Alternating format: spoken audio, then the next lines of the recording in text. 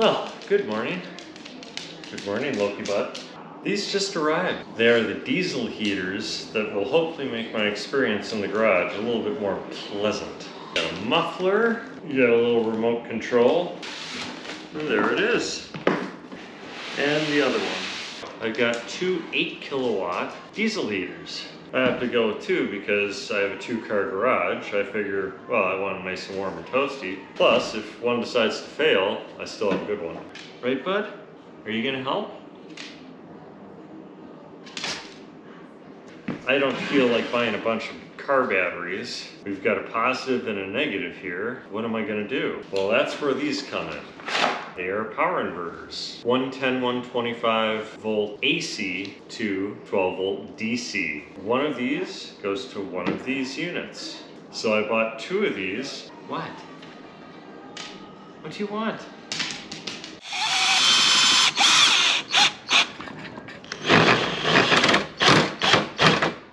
And there it is, fully self-contained, plugs right in the wall, runs off a diesel. The exhaust was a bit too short for my taste considering this is going to be right up against the garage door going under it. I didn't want any fumes coming back, so I extended it using the pipe from the other unit. Since I did that, I'm going to have to buy 2 more pipes just for that unit. But this should work out pretty well. I'm going to fill this one up with diesel, make a test run, and see how well it does. Checking the temperature at 5 minutes.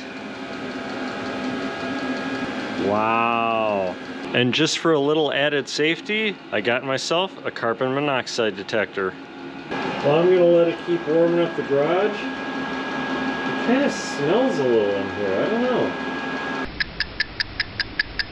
The heater test went really well. However, that smell did not go away. It turned out to be burning rubber. That's a rubber seal, and this is the exhaust. Look at how it's just touching the exhaust port. So I'm going to remove that, or at least trim it around that area so it's not contacting the exhaust. And hopefully that'll get rid of the smell. The second heater has been running for about 2 hours. The modification that I did to that bottom rubber seal is definitely helped. I still smell it a little, and right on top of the glow plug, there's like this rubber grommet pass-through that the wiring goes to. So I'm thinking that's adding to the smell. Plus, there's chemicals on the inside because, you know, things need to burn off. But so far, this one stinks less than the other one, for sure. Once I figure out a semi-permanent way for the exhaust to run directly outside, I think I'll be pretty good off.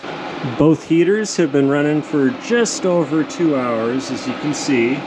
I've had the fuel pumps running at 5 hertz. I guess the max is 5.5 hertz, whatever. So at 5 hertz, 2 8 kilowatt heaters together have used about a liter of diesel fuel.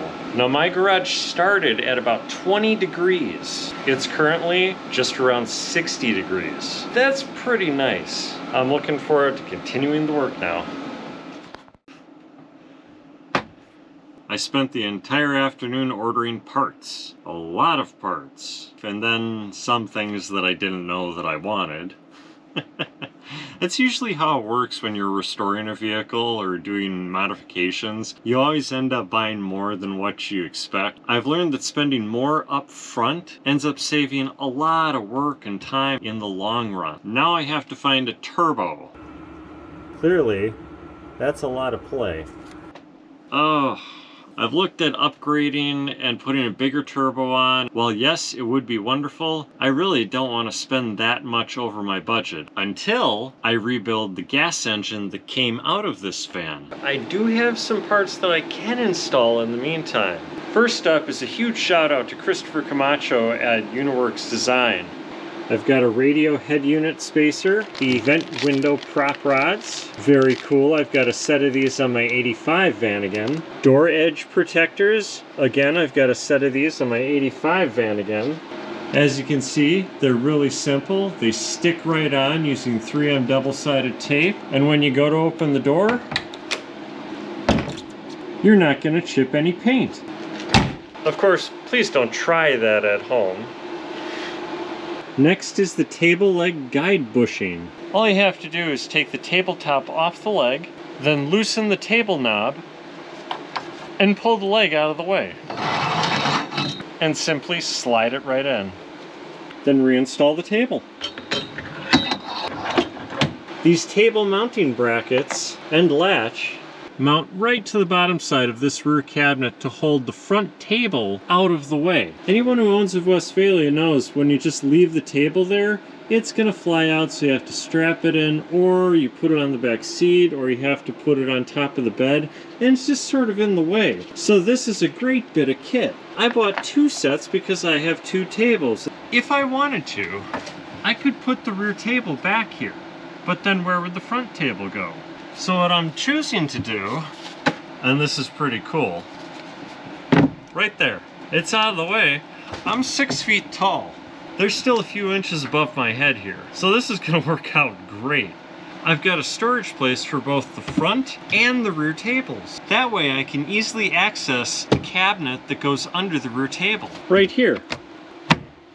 And you don't have to swing the table out to access the wardrobe either. I've been trying to find images of someone else doing this. Haven't found them. So in my opinion, this mounting arrangement is a must in every Westfalia. And in case you're wondering, no, I'm not being sponsored. I bought these parts on my own and I asked Chris if I could mention his business in my vlog. First things first, fold out your bed. Now you can see I've got 3 different tables here. These are the early ones, and this is an aftermarket version. The aftermarket version came with the late model table mount, which is much more preferred. I have another one of these mounts coming in, as well as a replacement front leg. I have the legs that went to these. However, because of this mounting design, you can't really put them here without hitting your head. That would be very dangerous. A quick word of advice. If you go from the early style table, which has the little spike sticking out, to the newer style, which is just a flat plate, you actually need to get longer screws that hold them in because this plate is thicker. A little bit of information just in case you're going to be upgrading to the newer style table mount system. Alright, so I got one mounted up there. Use this as a straight edge here.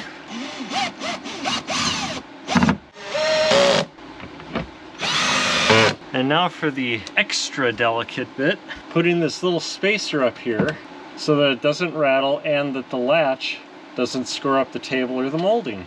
It's looking good, if I do say so myself, which I do. There's one screw, and there's 2, boom. Table fully mounted, latch. Works out great. Slide that back in, put it up. I'm quite chuffed with that. And it doesn't really rattle all that much. That being said, I would still put some felt on these brackets just to prevent any rattling there, but on this end, it's good and tight. Huh, quite lovely. I got a lot more work ahead, so hit that like and subscribe to come along for the ride, and I'll catch you soon.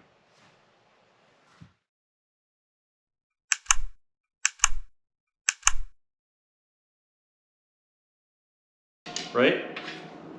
Yeah? You excited? What? You're so fluffy. Fluffy, fluffy, fluffy, fluffy, fluffy. Huh? See? I gave you attention. Can I finish what I'm doing?